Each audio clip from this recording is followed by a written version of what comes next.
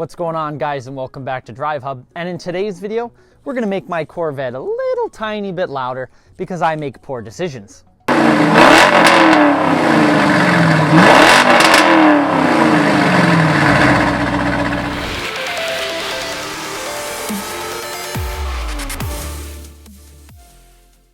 So in one of my most recent videos, I talked about and reviewed the Borla S-Type exhaust that was on my C5 Corvette. Now, it's a nice, high-quality system.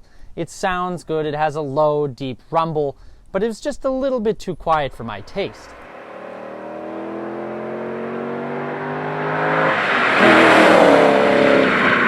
I know. Some of you guys said how much you loved the sound of it. It has a good, great American classic sound to it. But every single time my brother started his 2006 C6 Corvette equipped with Billy Boat bullets,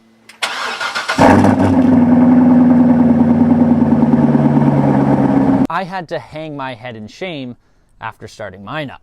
You couldn't even hear mine over his. And I know I talked about in one of my previous videos how I was looking to get an adjustable exhaust for this. I wanted a valved exhaust system so I could go from quiet to loud whenever I pleased. And while that still is going to happen in the near future, I was looking for a short-term fix. And because I make poor financial decisions, while scrolling on Facebook Marketplace, I couldn't pass up this SLP Loudmouth system for pretty cheap money. Now, if you're not familiar, from the research that I did, the SLP Loudmouth system is the loudest system for the C5 Corvette. They're basically straight pipes. In fact, this is the only baffle that keeps this system from being just straight pipes. And while they weren't the exact exhaust tips that I wanted, they still look better than the two that are on the Borla S-Type, in my opinion anyway. So today we're going to install this SLP Loudmouth system on the 2001 Corvette, and we're going to see what all the hype is about with the Loudmouth system. And I'm not sure if I'm going to put the baffles in yet. We'll see. Okay, so first I'm going to just polish these up just a little bit more. Not even polish them, just clean them up. The guy that I bought them from did a pretty good job. They look all right, but I just want to make myself feel better, go over them one last time. I don't even have any metal polish. I found some basically stainless steel cleaner and polish that's meant for appliances. Sorry, Mom. But I'm just going to give these a once-over quick, clean them up, and get any major fingerprints off them.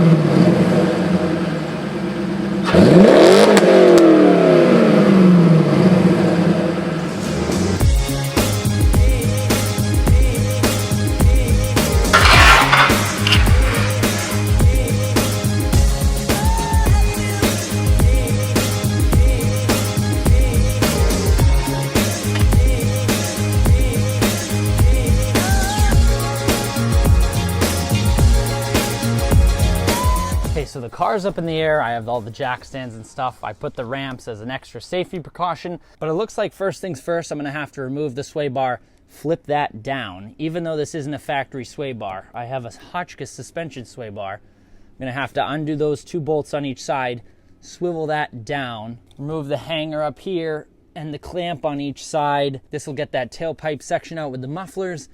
Then I have to go underneath. There's two bolts on each side. Remove those from the flanges off the H-pipe, somehow do some acrobatics, twist the pipe around, and put in the new stuff.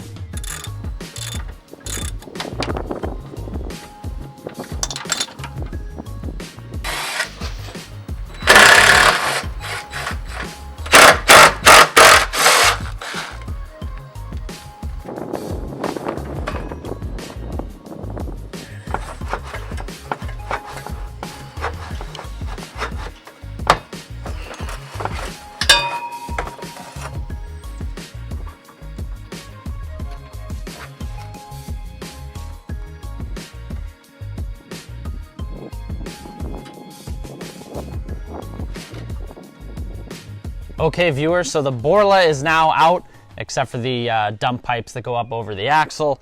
So that's out of the way.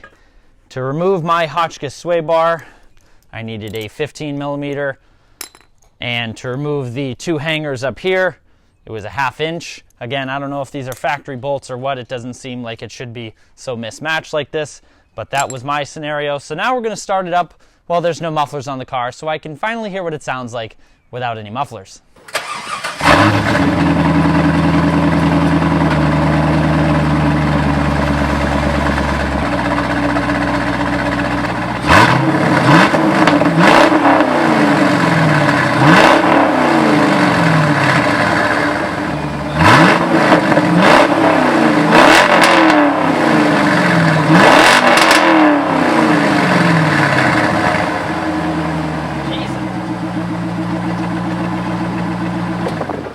Now we're going to go ahead and pull the two flange bolts off of each pipe that connect to the H pipe. And it looks like these are 15 millimeter. Again, not sure if that's going to be the same for your vet, but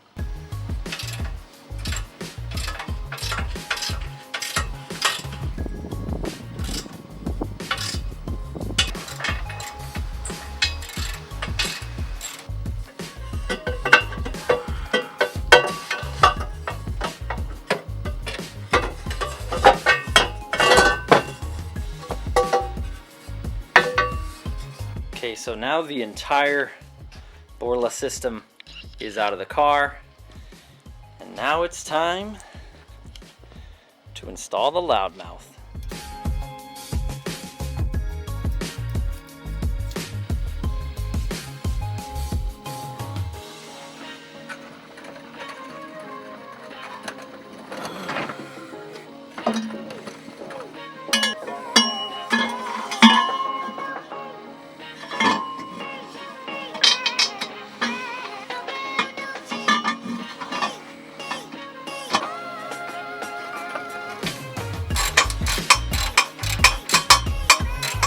Don't forget to clean both surfaces and make sure the gasket's on there nice and neat, or else you won't get a proper seal and you'll have an exhaust leak. Not like you're going to hear it with this system anyway.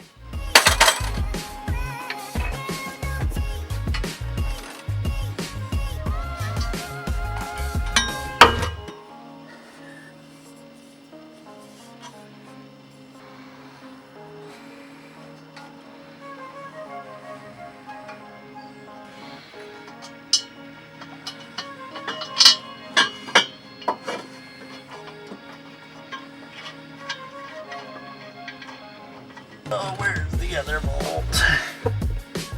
There it is.